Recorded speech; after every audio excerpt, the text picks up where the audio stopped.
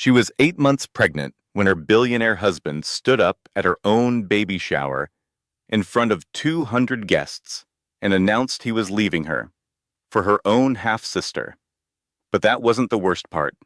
The worst part was what she found when she checked the bank accounts. $300,000. Gone. The house she painted the nursery in with her own hands, transferred to a trust she wasn't part of, her signature on documents she never signed. He wasn't just leaving her, he was erasing her, and the custody papers his private investigator had already drawn up, those weren't about love, those weren't about Jocelyn. Those were about hiding hundreds of millions of dollars in fraud before the federal government came knocking. He thought she would break. He thought she would sign whatever he put in front of her and disappear quietly. He was wrong. Because the woman he called fat, the woman he humiliated in front of everyone she knew, the woman he tried to take everything from, including her unborn daughter, that woman stood up. And what happened next made him regret every single choice he ever made. This is her story.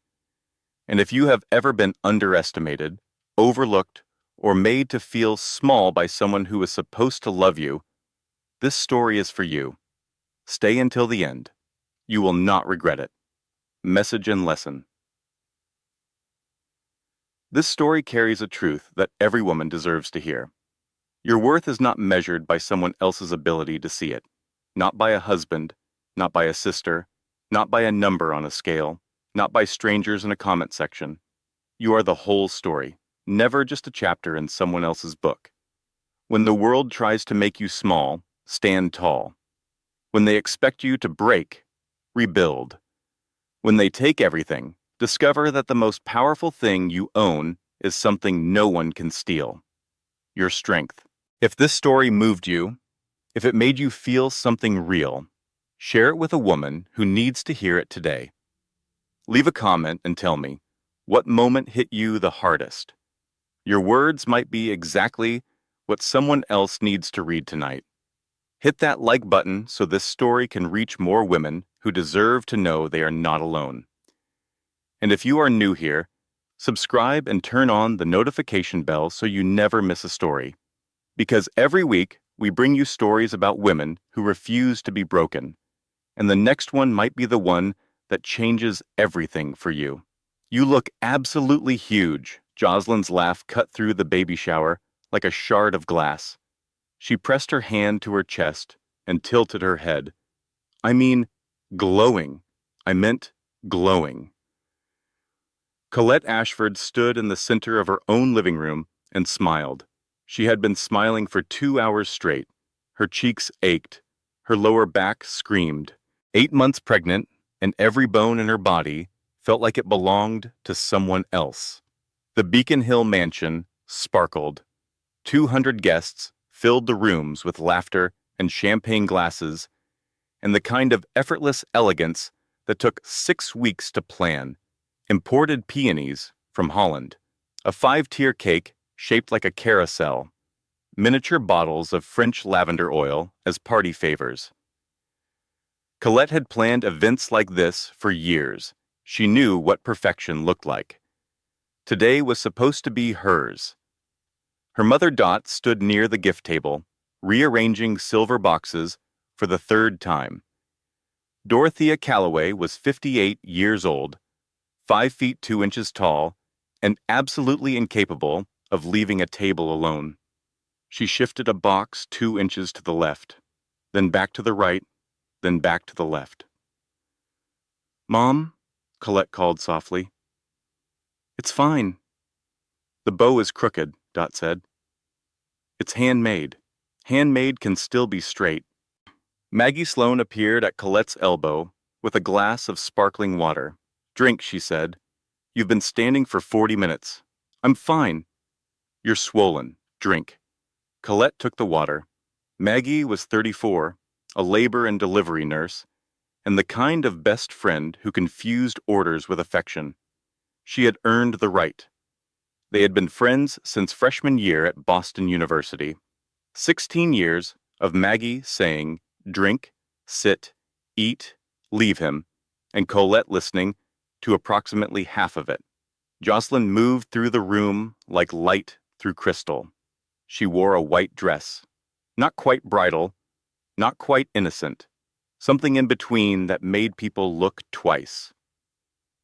At 27, Jocelyn Mercer had the kind of beauty that entered a room before she did. Long legs, sharp collarbones, a smile that promised something it never delivered.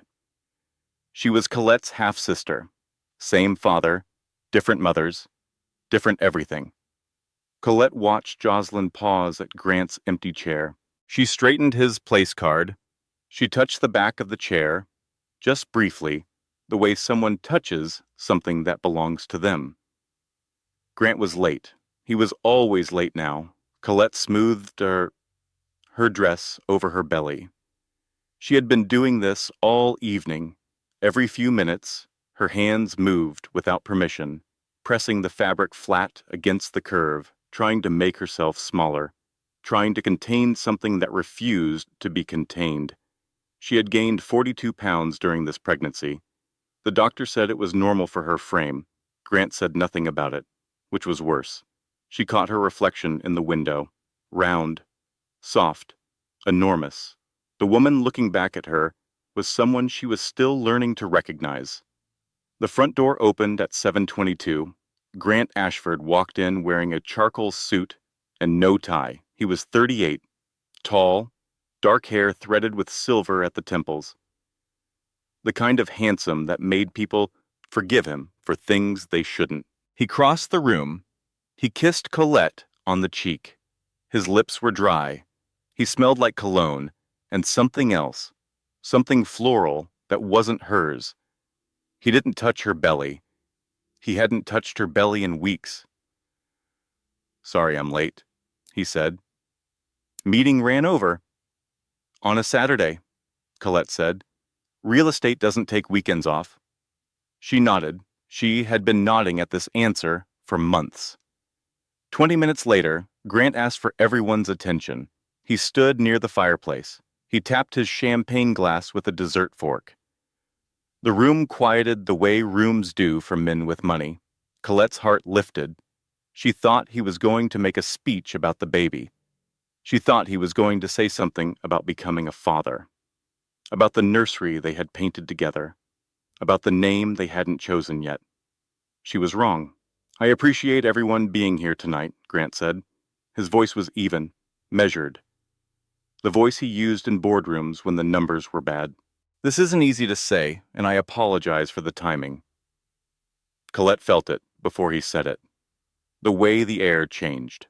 The way Maggie's hand found her arm. "Colette and I have decided to go separate ways," Grant said. "I've recently reconnected with someone, and I believe in being honest rather than prolonging something that isn't working." He paused. He looked at Jocelyn. Jocelyn looked at the floor, the performance of shame from someone who had none. "Jocelyn and I are together," Grant said. "I've already spoken with my attorneys. I want this to be as smooth as possible for everyone." The room went silent. 200 people stopped breathing at the same time. Someone near the bar dropped a champagne glass. It shattered against the marble floor. The sound cracked through the silence like a gunshot. The clock on the mantel ticked. Ticked, ticked. Colette stood very still. 8 months pregnant, in a room full of people who suddenly could not meet her eyes. Her hands were on her belly. The baby kicked, hard, like a tiny fist against a locked door. Dot surged forward. Maggie caught her by the arm. "Don't," Maggie whispered. "Not here." Jocelyn took a step toward Colette, her hand extended, her face arranged into an expression of sympathy so practiced it was almost convincing. "Letty, I'm so sorry. I never meant for it to happen this way." Colette pulled back. She didn't speak. She didn't cry. She didn't scream. She walked. Past 200 people. Past the 5-tier cake. Past the imported peonies. Past her mother's perfectly arranged gift table with its crooked, handmade bows. No one stopped her. She got in her car, sat in the driveway, hands on the steering wheel, engine off. The leather seats smelled like Grant's cologne. She noticed a small receipt tucked into the console. A jeweler on Newberry Street, dated 3 weeks ago. An emerald-cut diamond. Not for her. Her ring was round. She had always known her ring was round. She sat there for a long time. The house glowed behind her. She could see shadows moving in the windows. People leaving. People whispering. People grateful it wasn't them. Her phone buzzed. 3 missed calls from a number she didn't recognize, a voicemail notification. She pressed play. A woman's voice, low and steady. "Mrs. Ashford? You don't know me. My name is Petra. I was your husband's executive assistant until 6 months ago, when he fired me for finding things he didn't want found. There are things about your husband and your sister that you need to hear. Things much worse than what happened tonight. Call me back, please." Colette stared at the phone. The screen glowed in the dark car. The baby kicked again. She started the engine. The drive to Maggie's apartment took 14 minutes. Colette didn't remember any of it. She parked crooked. She took the stairs because the elevator in Maggie's building smelled like bleach, and she couldn't stomach bleach anymore. 3 flights, 8 months pregnant. She stopped twice to breathe. Maggie was already there. She had left the shower minutes after Colette. The door was unlocked. A glass of water sat on the counter. A blanket was folded on the couch. This was what Maggie did. She prepared, she anticipated, she laid out water and blankets the way emergency rooms lay out gurneys. Ready before the patient arrived. "Sit," Maggie said. Colette sat. "Drink." Colette drank. "Now play that voicemail on speaker." Petra's voice filled the small apartment. She spoke for 3 minutes and 40 seconds. She was precise, organized. She sounded like a woman who had rehearsed this call many times. The affair had not started recently. It began 2 years ago, before Colette's pregnancy, before the anniversary trip to Portofino. Petra had discovered it by accident.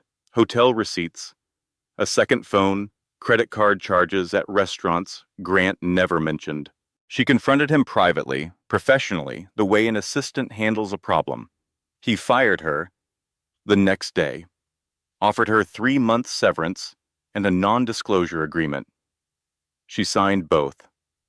"I regretted it every day since," Petra's voice said. "When I saw the news about the baby shower, I couldn't stay quiet anymore." One detail hit Colette like a fist. The anniversary trip to Portofino. Last September, Grant had surprised her with first-class tickets, a villa overlooking the sea, 3 perfect days. Jocelyn had been there, in Portofino, at the same time, staying at a hotel 11 minutes from their villa. "What a coincidence," everyone said. "How fun," everyone said. It wasn't a coincidence. Grant had suggested they invite Jocelyn to dinner one evening. Colette thought it was generous. She thought it was kind. She thanked her husband for including her lonely half-sister in their romantic trip.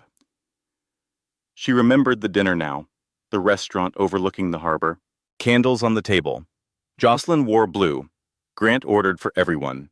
When the check came, Grant's hand brushed Jocelyn's, reaching for the bread basket. Colette noticed. She told herself it was nothing. It was everything. Maggie turned off the voicemail. The apartment went quiet. 2 years, Colette said. The words felt strange in her mouth, like chewing glass. 2 years, Maggie repeated. Before the baby. Yes. Before Portofino. Yes. Colette's mind started doing the thing it did when it couldn't process forward, so it processed backward, rewinding, replaying every late night, every canceled dinner, every business trip that ran long. Every time Grant said he was tired, distracted, stressed, busy. Every time she believed him. She thought about the pregnancy. She had told Grant in their kitchen on a Tuesday morning. He was eating toast. She slid the test across the counter. He looked at it. He looked at her. He smiled. He said all the right words. But his eyes went somewhere else for just a moment. A flicker. She dismissed it as shock. It wasn't shock. It was calculation. Maggie, Colette said slowly, if the affair started 2 years ago, he was already with Jocelyn when I got pregnant. Maggie nodded. I got pregnant because things felt distant between us. I thought a baby would bring us closer. I know. He let me believe that. I know, honey. Colette pressed her palms against her eyes, hard, until she saw sparks. She thought about her half-sister. The gap between them had always been wide, 11 years of age difference. Different mothers, different childhoods. But Colette had tried. She braided Jocelyn's hair when Jocelyn was 6. Taught her to ride a bike when she was 8. Drove her to prom when she was 17, the prom. Colette remembered it now with new clarity. Jocelyn's date had suddenly asked Colette's boyfriend to switch partners for a dance. It seemed innocent at the time, playful, but Jocelyn's eyes when she danced with him. That look. The look of someone collecting what she believed she deserved. In college, Colette's roommate became Jocelyn's best friend within 1 semester. Her first serious boyfriend left her junior year, started dating Jocelyn 3 months later. I never wanted to see the pattern, Colette said. She didn't want a sister. She wanted my life. Maggie sat beside her, cloak, shoulder to shoulder.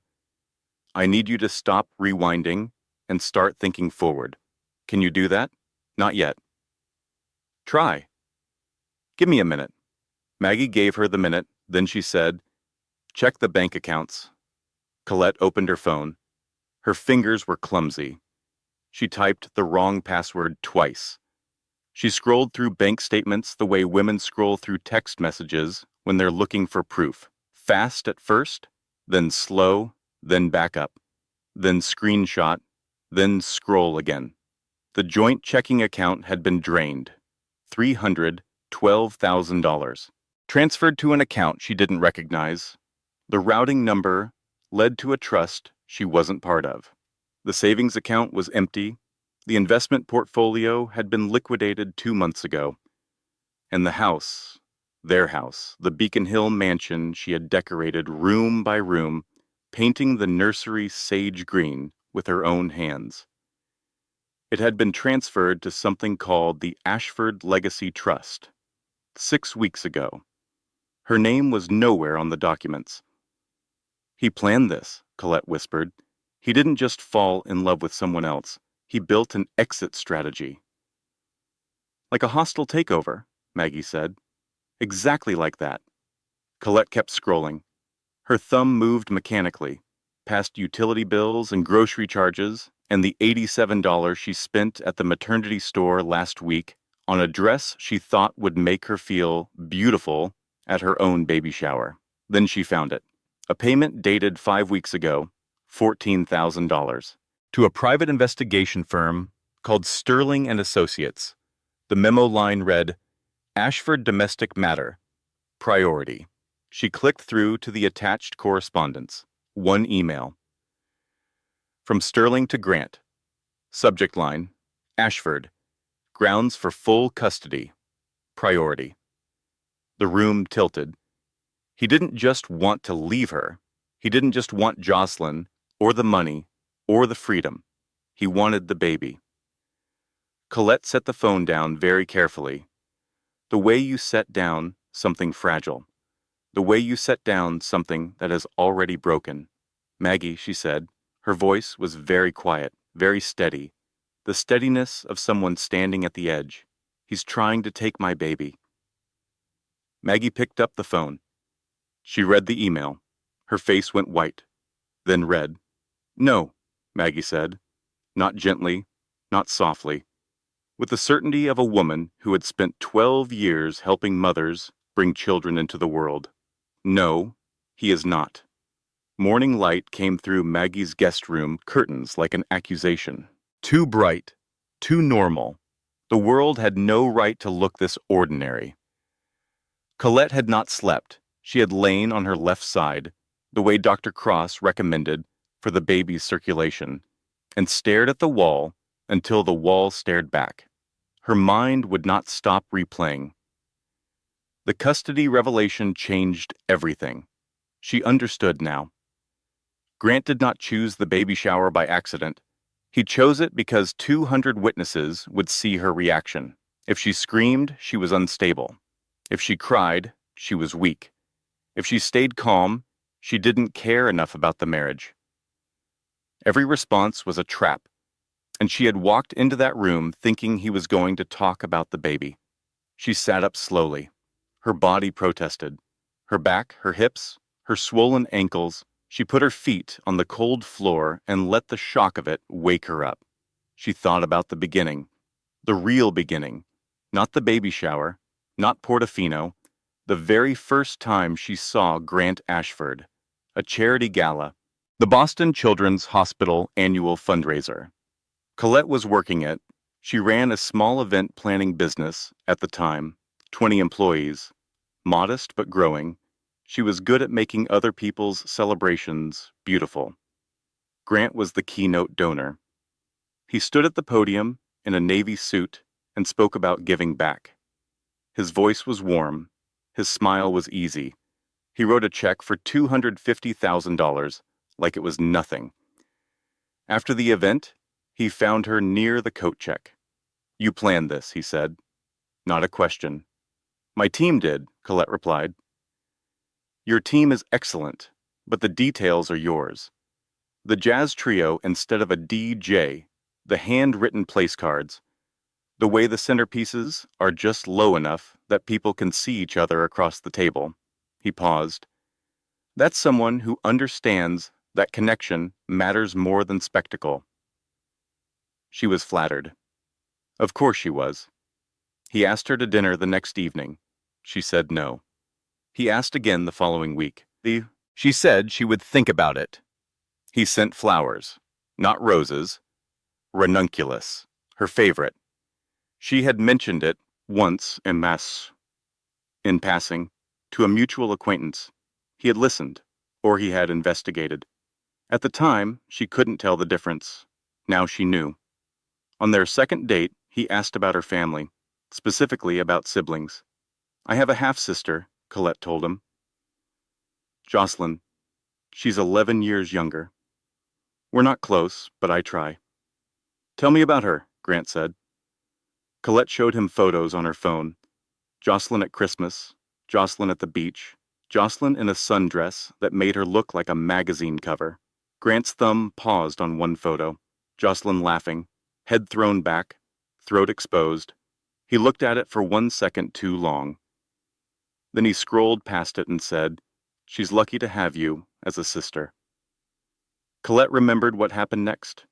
She showed Jocelyn a photo of Grant the following week. Jocelyn's eyes went wide.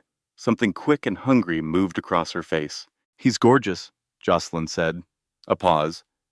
"You're so lucky, Letty." The nickname. Only Jocelyn used it. Short for Colette, but somehow smaller. The nickname that always made her feel like the lesser version of herself. Colette closed her eyes in Maggie's guest room and let the memories come.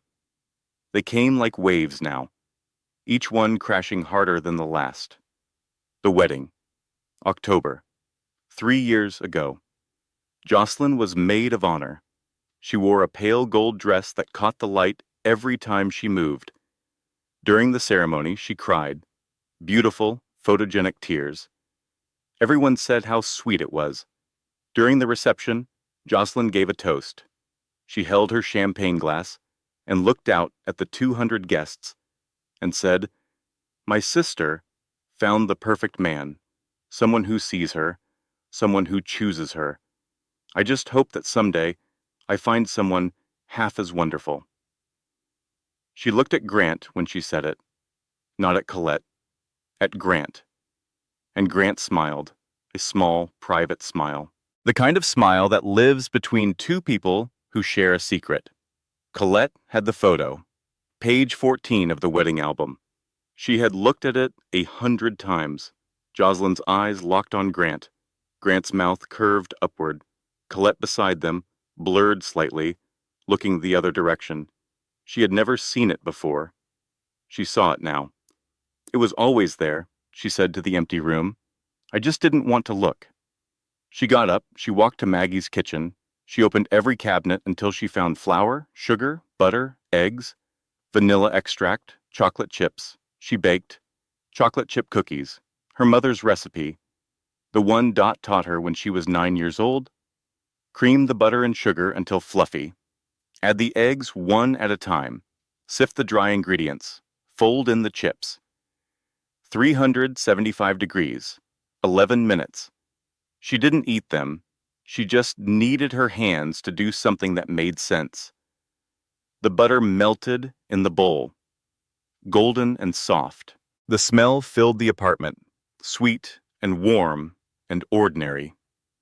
The oven timer beeped after 11 minutes, and for 1 second, standing in someone else's kitchen covered in flour, everything was fine. Then her phone rang. Dot's voice was tight, the kind of tight that means someone is holding something back with both hands. Letty, your father is here. Colette's stomach dropped. She had not spoken to Warren Mercer in 4 months, not since he forgot her birthday for the 2nd year in a row. He says he knew, Dot continued, about Grant and Jocelyn. He's known for months. Silence.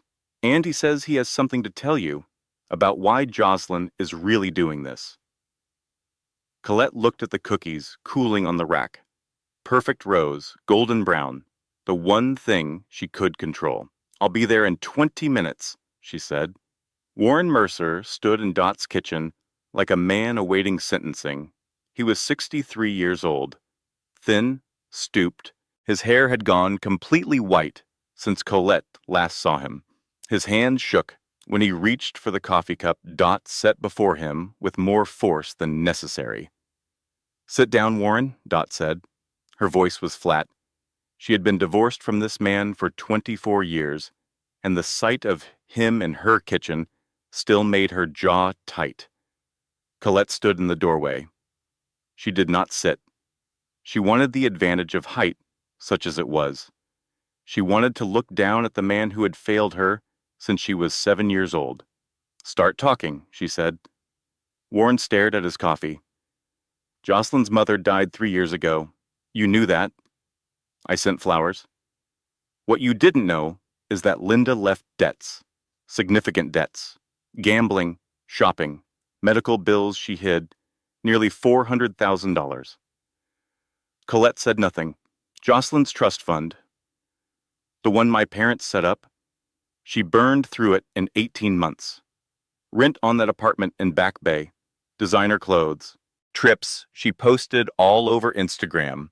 She was spending like the money would never end, and then it ended. Warren's hands tightened around the mug. She came to me, asked for help. I had nothing to give. My second marriage wiped me out. You know that. I know that, Colette said. So Jocelyn was desperate, really desperate, and then she met Grant. At my engagement party, Colette said, I introduced them. Warren flinched. Yes, and she saw a solution. He looked up. His eyes were watery and red. She saw a way out. Grant had everything, money, status, power. She set her sights on him, and she is very good at getting what she wants. How long have you known? The question landed like a slap. Warren looked at the table. 8 months, he whispered. 8 months, her entire pregnancy, every phone call, every Sunday dinner, every time Warren looked at her growing belly and said nothing. You knew my husband was sleeping with my sister for 8 months, Colette said, and you said nothing. Jocelyn threatened me. If I told you, she would cut me off completely. I would lose both of you. I couldn't. You chose her oaths over me. Colette's voice was very quiet. Again, it wasn't like that. I was trying to protect everyone. You don't understand the position. You're right. I don't understand choosing silence over your pregnant daughter's safety. Warren's face crumpled. The old man looked broken, but Colette could not afford to feel sorry for him. She was 8 months pregnant and running out of room for other people's guilt. Dot stood at the counter with her arms crossed. She had not spoken. She didn't need to. 24 years of divorce had said everything. The doorbell rang. Maggie had called ahead. Theodore Winslow arrived at 11:15. He was 45, tall, clean-shaven, gray at the temples. He carried a leather briefcase and an expression that said he had seen worse than this, but not by much. "Mrs. Ashford," he said, "I'm Teddy Winslow. Maggie tells me you need a divorce attorney who doesn't scare easily." "Do you scare easily?" "I've represented 3 governors' wives and a Supreme Court clerk. I don't scare at all." Colette led him to the dining table. She showed him the bank records, the drained accounts, the liquidated portfolio, the house transfer to the Ashford Legacy Trust. Teddy reviewed everything in silence. He made small notes in the margin of a yellow legal pad. His handwriting was precise. His pen moved like a scalpel. Then he looked up and smiled. A cold, professional smile. "Your husband made a mistake," Teddy said. "Several, actually. These asset transfers occurred during the marriage in a state with equitable distribution laws. Moving $300,000 from joint accounts while your wife is 8 months pregnant is what we call judicial suicide." "There's more," Colette said. She showed him the house transfer documents. "My signature is on these papers, but I never signed them." Teddy examined the documents. He held them at arm's length. He tilted them toward the light. "This isn't your signature," he said. "No." "You're certain?" "I'm left-handed. This signature slants to the right." Teddy set the papers down very carefully. "Mrs. Ashford, forging a spouse's signature on a property transfer isn't a civil matter. It's a criminal one. Your husband didn't just make a mistake. He committed a crime." At 3:45 that afternoon, Jocelyn arrived at Maggie's apartment. Uninvited, she carried a bouquet of white lilies, funeral flowers. Colette noticed. Of course she noticed. Jocelyn stood in the doorway, looking beautiful and contrite. She wore her sympathy face, the one she had been practicing since childhood. "I brought these for you," she said, extending the flowers. "I know this is hard, Letty. I never wanted to hurt you." Maggie took one step forward. Colette stopped her with a hand. Jocelyn continued. Her voice was soft, rehearsed. "Grant and I, we have something real. It wasn't planned. Love isn't something you can control. I hope someday you'll understand that." She tilted her head. "I think deep down, you know that the marriage was already over. I actually did you a favor. He was never fully yours."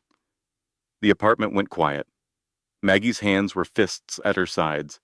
Dot, who had followed Colette, gripped the kitchen counter until her knuckles went white. Colette looked at her half-sister. She said nothing for 30 full seconds. She let the silence stretch. She let Jocelyn stand there with her funeral flowers and her manufactured compassion and her white dress confidence. Then Colette spoke. "The lilies are beautiful, white, like the dress you wore to my baby shower." Jocelyn's composure cracked, just a flicker, a twitch at the corner of her mouth. She turned and left without another word. After the door closed, Colette locked herself in Maggie's bathroom. She sat on the tile floor. She pulled her knees up as far as her belly would allow, her back against the wall, the cold tile beneath her, the bathroom fan humming overhead. This position, knees up, back against the wall, bathroom floor. Every woman who has ever been blindsided knows this position. It is the posture of someone trying to hold themselves together by making themselves as small as possible. She stayed there for 10 minutes. Then she washed her face and went back out. At 6:15, Teddy called. Colette, I had my investigator run a preliminary check on your husband's corporate filings. You need to sit down. She was already sitting. Tell me. The reason Grant is trying to push through a fast divorce with full custody and maximum asset separation. It's not about Jocelyn. His company is about to be investigated by the Securities and Exchange Commission. Fraudulent property valuations, inflated appraisals to secure loans. We're talking hundreds of millions of dollars. Colette's hand moved to her belly. The baby shifted. He's not just leaving you, Teddy said. He's using the divorce to protect his assets from federal seizure. He's moving everything into Jocelyn's name before the investigation goes public. Jocelyn isn't just the other woman. She's the getaway car. And the custody claim? A mother fighting for her child looks unstable, emotional, unreliable. The more chaos he creates in your personal life, the weaker your position when the feds come knocking. He needs you distracted. He needs you broken. Colette looked out the window. The city was going dark. Streetlights flickered on one by one. Somewhere below, a car honked. A dog barked. Normal sounds for a normal evening in a world that no longer made sense. I'm not broken, she said. No, Teddy replied. You're not. The days that followed moved like weather. Some hours were still, some hours were storms. Teddy's team worked through Thanksgiving weekend. 3 paralegals, a forensic accountant, and Teddy himself reviewing every financial document they could access. The picture that emerged was vast and ugly. Grant Ashford's real estate empire was built on inflated numbers. Properties valued at $50 million were worth $30. Developments promoted as luxury were constructed with substandard materials and marked up beyond reason. He had secured hundreds of millions in bank loans based on appraisals that bore no relationship to reality. A whistleblower inside his company, someone Teddy's investigator identified but would not name, had already contacted the SEC. The investigation was not a possibility. It was a certainty. The only question was when. He's been running this scheme for at least 6 years, Teddy explained over the phone, possibly longer. The divorce isn't about his heart, it's about his balance sheet. Colette processed this in layers. The first layer was rage. Pure, clean, uncomplicated fury. Her cheating husband was also a criminal. The man who stood at charity galas, writing $250,000 checks, was writing them with stolen money. The second layer was shame. She had lived in that house, worn clothes bought with that money, eaten at restaurants and taken vacations and planned a nursery in a mansion purchased with fraud. The third layer was the one that mattered, clarity. I'm not just a woman scorned, she said to Maggie that evening. I'm a woman who was used as a prop in a financial crime. Maggie handed her a cup of tea. Chamomile. No caffeine. So what are you going to do about it? Before Colette could answer, her phone lit up. A notification from a society blog she had never followed. Someone had tagged her. The headline read, Billionaire Grant Ashford announces split at wife's baby shower. New love is her own sister. The photos were everywhere. The shower, the cake, the horrified faces, and Colette, center frame, 8 months pregnant, caught in the moment between hearing and understanding. Her mouth open, her hand on her belly. The worst moment of her life, frozen and published for strangers to judge. She read the comments. She told herself she wouldn't scroll down. She scrolled down. People called her pathetic. People called her blind. People called her fat. One comment with 400 likes read, No wonder he left. Look at her. Then a laughing emoji. She kept scrolling, telling herself the opinions of strangers didn't matter, memorizing every word. Maggie took the phone from her hands. Enough. I know. Then stop reading. I know. But she had already seen enough. The image of herself, round and shocked, and publicly destroyed, was now the first result when you searched her name. The professional damage followed quickly. 3 former event planning clients called within 2 days. Each conversation lasted less than a minute. We think it's best to create some distance right now. It's not personal, Colette. It's just the optics. We love your work, but our board has concerns about the association. The word association, as if scandal were contagious, as if being humiliated by your husband was a disease other people might catch. 4 days after the baby shower, Ruth Ann Ashford called. Grant's mother, 67 years old. Old money, a spine made of steel and social climbing. She had never fully approved of Colette, the event planner who married above her station, the girl from Dot's modest Cape Cod house who somehow ended up in a Beacon Hill mansion. "Colette, dear," Ruth Ann said. Her voice was smooth, polished, the verbal equivalent of a silk glove, concealing a clenched fist. "I want you to know that I support Grant's decision. It's for the best. Sometimes marriages simply run their course." Colette held the phone against her ear and waited. "And frankly," Ruth Ann continued, "you did let yourself go. I say this with love. A man like Grant has certain expectations. He needs a woman who maintains herself. The weight gain, the sweatpants, the canceled social engagements. You stop trying, Colette. A marriage requires effort from both sides." The words landed like stones dropped into still water, each one sinking, each one spreading. "Ruth Ann," Colette said. Her voice did not shake. "I am growing your grandchild. What exactly should I be maintaining?" Silence. 3 seconds. 5 seconds. Ruth Ann hung up. Colette drove to the beach that afternoon. November. Cold. The kind of New England cold that finds its way through every layer. She sat on a bench facing the water and watched the waves. Gray waves under a gray sky moving toward a gray shore. She didn't think about Grant. She didn't think about Jocelyn. She didn't think about money or custody or the SEC. She thought about the baby.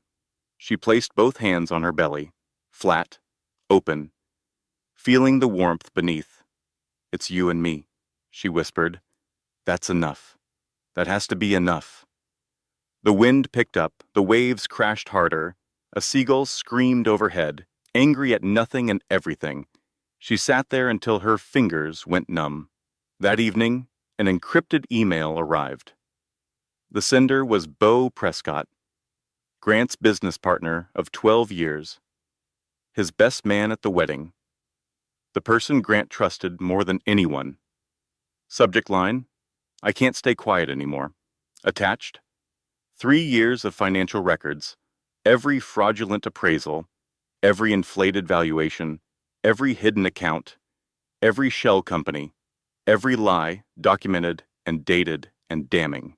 And a note at the bottom: "He doesn't deserve you. He never did. Use everything." The contractions started at 2 in the morning, not labor contractions, stress contractions. Braxton Hicks, the doctors would call them later, but that clinical name did nothing to describe the feeling of her body clenching around itself like a fist. Colette woke, gasping. The guest room was dark. The sheets were damp with sweat. She tried to sit up, and the room tilted sideways. "Maggie," she called. Her voice was thin. "Maggie." Maggie appeared in the doorway within seconds. Scrubs on, hair up. Nurse mode activated. "How far apart?" Maggie asked. "I don't know. Something's wrong." Maggie pressed 2 fingers to Colette's wrist, pulse racing. She checked her ankles. Swollen beyond anything normal, she looked at Colette's face and saw something that turned her expression from concerned to urgent. "We're going to the hospital. Now." The ambulance arrived in 7 minutes. The paramedics were calm and efficient. They loaded Colette onto a gurney with gentle hands and steady voices. The siren didn't wail. They didn't need to. The hospital was 8 minutes away. Dr. Adeline Cross met them at the entrance. She was 50. Calm, competent, she had delivered over 3,000 babies in 22 years of practice. She took one look at Colette's vitals and ordered a battery of tests. Preeclampsia, blood pressure dangerously elevated, protein in her urine, swelling in her hands and face that went beyond normal pregnancy retention. "We need to manage this carefully," Dr. Cross told Colette. "The baby is fine for now. Strong heartbeat, good movement. But your blood pressure needs to come down. Stress is making this worse." "I'm aware of the stress," Colette said. "I know you are, but your body is keeping score even when your mind tries not to." They admitted her. A private room, white walls, machines that beeped in rhythms she couldn't decipher. The hospital smelled like hand sanitizer and floor wax and the particular absence of home. Maggie was in the waiting room, family only in the maternity ward, and Colette's family was broken. She called Dot. Dot was on her way. 45 minutes from the Cape, the hospital called Grant. He was listed as emergency contact. Colette hadn't had the chance, or the heart, to change it yet. He didn't answer. They left a voicemail. He didn't call back. At 11:47 that night, Jocelyn posted an Instagram story. A French restaurant. White tablecloths. Candlelight. Grant's hand reaching across the table. On Jocelyn's left hand, an engagement ring, emerald cut. The receipt from the jeweler on Newberry Street made real.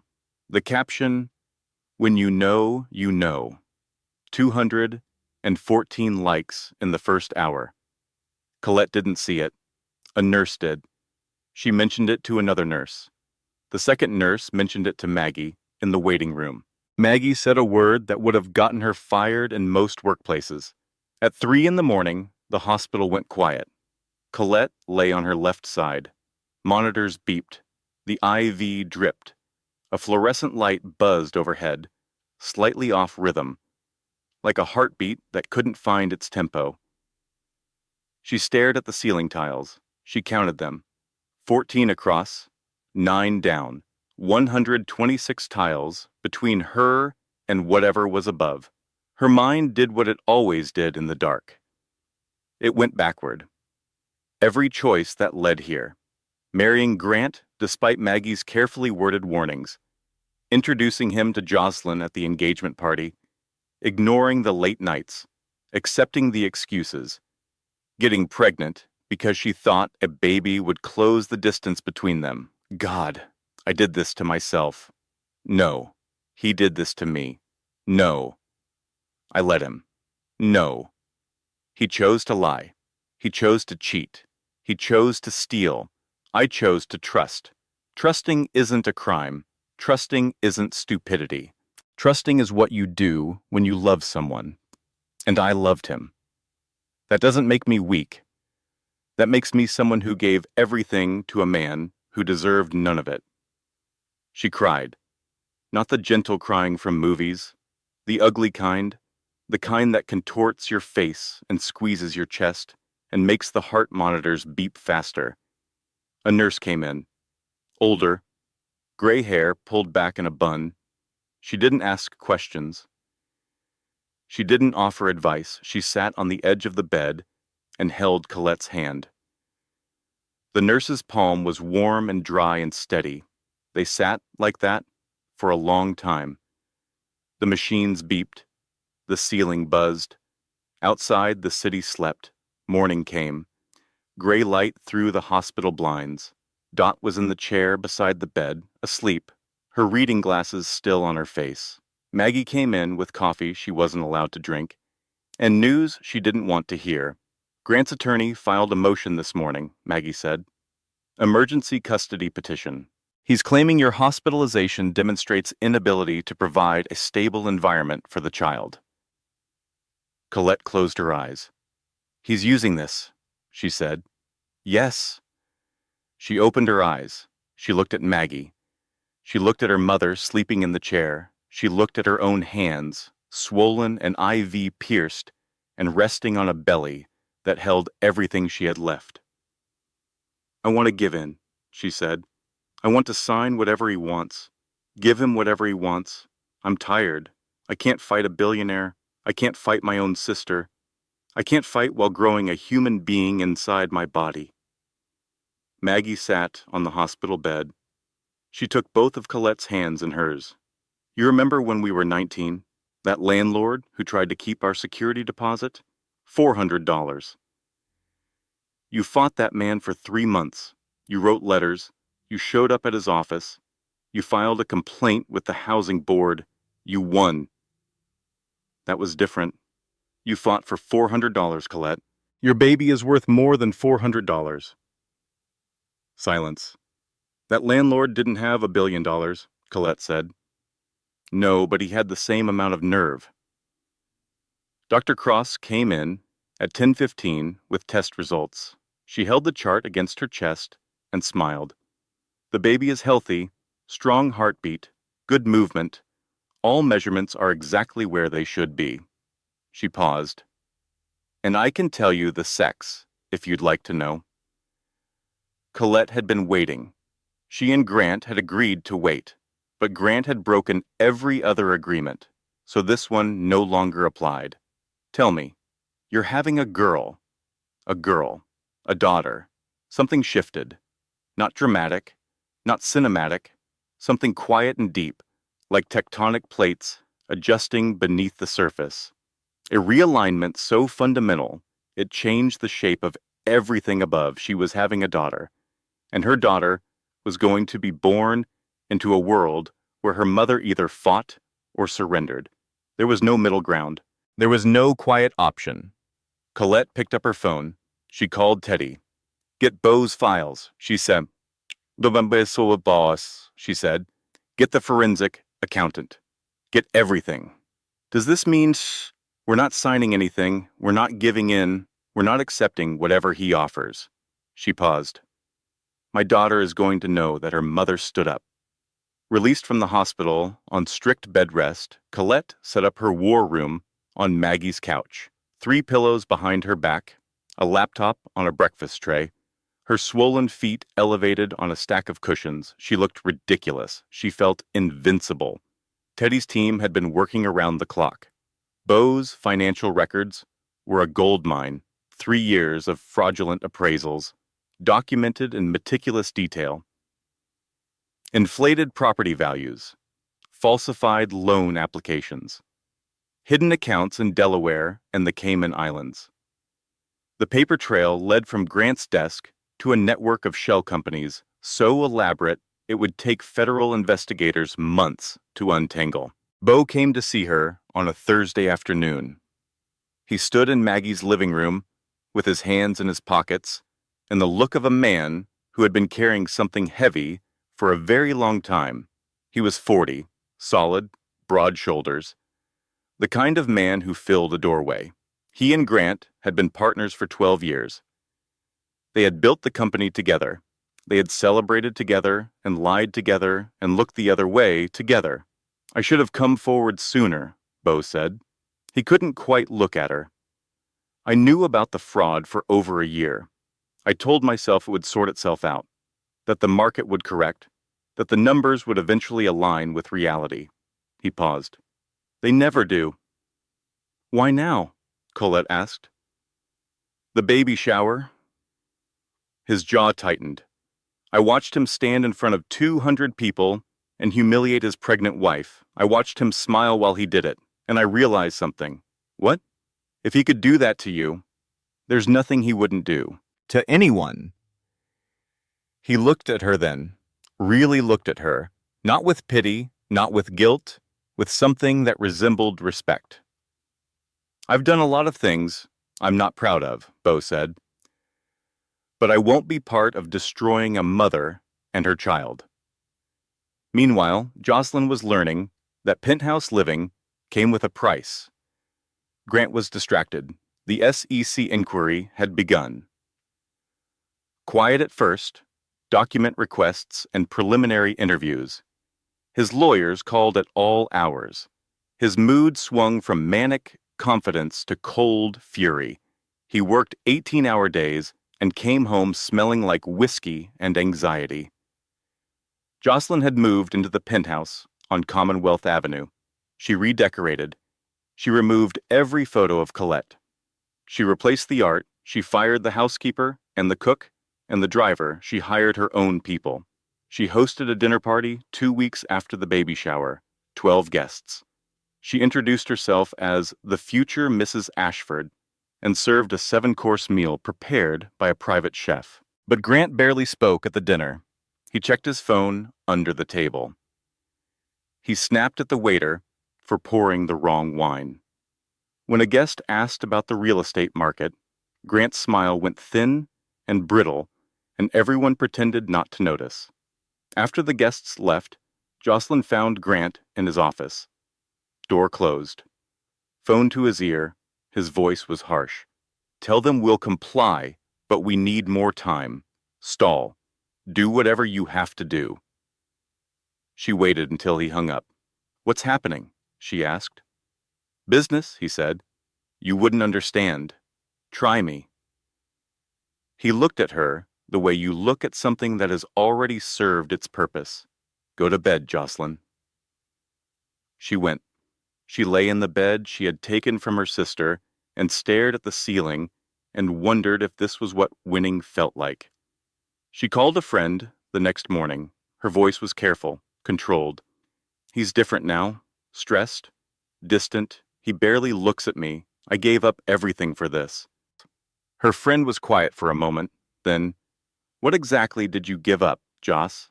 Jocelyn couldn't answer. 2 weeks before Christmas, Ruth Ann Ashford called Colette again, but this time her voice was different, smaller, stripped of its polish. "I said terrible things to you," Ruth Ann said. "About your weight, about maintaining yourself." A long pause, the sound of controlled breathing. "Grant's father said the same things to me.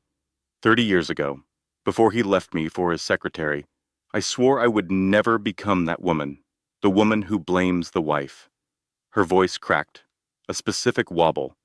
The wobble that older women get when they are trying very hard not to cry. The wobble of someone who has spent decades pretending that everything is fine. Colette recognized it immediately. Her own mother had the same wobble. Every woman who has held herself together for long enough develops it. "I became exactly what I hated," Ruth Ann said. "I looked at you and saw myself at 31. Pregnant, scared, replaced. And instead of helping you, I sided with him, because it was easier to believe you deserved it than to admit my son is his father's shadow." "Ruth Ann, I have something for your lawyer. Grant's family trust documents, his father's accounts. There's a pattern, Colette. Hidden accounts going back decades. The fraud didn't start with Grant. It started with his father. It's generational." She paused. "You're going to win," Ruth Ann said. "And I want to be on the right side when you do." Colette hung up. She sat very still for a long time. The people who hurt you sometimes become the people who save you. Not because they're good, because they finally see themselves in your pain. That evening, Teddy called with the news she had been waiting for. The SEC has officially opened a formal investigation into Ashford Holdings. Federal subpoenas have been issued. And the forged signature on your house transfer, the forensic analyst confirmed it. "It's not your handwriting. It's not even a good forgery." "What does that mean?" Colette asked. "It means we can file criminal charges for fraud and forgery. The district attorney's office is interested." A pause. "This is your leverage, Colette. Not revenge, leverage. What do you want to do with it?" She looked down at her belly. 35 weeks. 5 more weeks until her daughter arrived. 5 more weeks to build the world her daughter would be born into. "I want to meet with Grant," she said, "face to face. His lawyers and mine. Let's finish this." The conference room at Teddy's law firm was on the 42nd floor. Floor-to-ceiling windows, a mahogany table, long enough for 12. The city of Boston spread out below, like a model someone had forgotten to put away. Colette arrived at 9 in the morning, 36 weeks pregnant. She walked slowly. She did not hurry. She did not smooth her dress. She did not try to make herself smaller. Grant was already seated. He looked older, thinner. His tie was loose. His eyes had dark circles that no amount of expensive grooming could hide. He was flanked by two attorneys from Morrison and Kraft, the most expensive firm in the city. They looked nervous. Expensive lawyers look nervous when their client's case is built on quicksand. Teddy sat beside Colette. Across from him, a paralegal arranged documents in precise stacks. Grant spoke first, his boardroom voice, controlled, efficient. "Let's keep this civilized." Colette said nothing. She opened her briefcase, actually Teddy's briefcase, borrowed for the occasion, and placed 3 folders on the table. The first folder, Beau Prescott's financial records. 3 years of fraudulent appraisals, inflated valuations, and hidden shell companies. Every page flagged. Every number circled. Grant's lead attorney picked up the folder. His face went pale. The second folder, the forensic analysis of the house transfer documents. The forged signature. The expert's sworn statement. The recommendation from the district attorney's office for criminal prosecution. The second attorney reached for her water glass. The third folder, Ruth Ann Ashford's contribution. The family trust documents showing a pattern of hidden accounts and fraudulent dealings going back to Grant's father. Generational fraud documented across 3 decades. Grant stared at the folders. His composure shifted. Not cracking, melting, slowly like ice in warm water. "Where did you get these?" he asked. "Does it matter?" "Beau," Grant said. Not a question. A realization. His best friend, his best man, his partner, gone. Colette leaned forward. She spoke clearly, every word deliberate, every syllable carrying the weight of 8 months of silence and pain and patience. "I don't want to ruin you, Grant. I want what's fair. I want full custody of our daughter. I want the house, legitimately, not through forged document. I want a fair settlement from your pre-fraud assets. And I want one more thing." He waited. A public apology. Published in the same blog that ran the baby shower photos. "Not for my ego. For the record, so our daughter will someday know that what happened to her mother was acknowledged." Grant's attorneys huddled, whispered, gestured. The lead attorney leaned in and spoke in Grant's ear. Grant shook his head. The attorney spoke again. Grant shook his head, harder. The attorney sat back and said nothing more. "Why the baby shower?" Colette asked. Her voice was steady. "You could have told me in private, in our kitchen, in our bedroom. You chose the shower. 200 people, my mother, my friends, my half-sister waiting in the wings like an understudy ready for opening night. Colette, tell me why. Not your lawyers, not your mother. You. Why did you choose maximum cruelty?" The conference room hummed. The air conditioning droned. Someone's pen clicked against the table. Once. Twice. Grant's hands were flat on the mahogany. His wedding ring was gone. She noticed. Of course she noticed. "Because I was afraid," he said. "Of what?" "Of you. If I told you in private, you would have talked me out of it. You would have looked at me with those eyes and asked me to stay, and I would have stayed. You always could do that. You were always the stronger one. I needed witnesses. I needed it to be irreversible." The room was silent. Colette looked at the man she had married, the man she had loved, the man she had built a life with and conceived a child with and trusted with everything she had. "I know," she said. "I was always the stronger one." She signed the settlement papers with a pen Teddy gave her. Heavy, silver, engraved with his firm's name. Her hand did not shake. She remembered signing the marriage certificate 3 years ago. Her hand shook then, with excitement. with hope, with the belief that this was the beginning of forever. Now her hand was steady, not because she felt nothing, because she felt everything and signed anyway. Grant signed next. His hand shook. She noticed. She didn't mention it. Full custody. The house. A settlement of $4,200,000 from pre-fraud assets. The criminal charges for forgery held in reserve, Colette's insurance policy, her quiet guarantee that Grant would honor every word. As Colette left the conference room, she heard Grant's phone ring behind her. She was in the hallway. She shouldn't have been able to hear his reaction, but the walls were thin, or his composure was thinner. "What do you mean, frozen?" Grant said. All of them, every account. The SEC had moved. His assets were locked. His accounts sealed. His empire, already crumbling, had just collapsed. Jocelyn was in the hallway.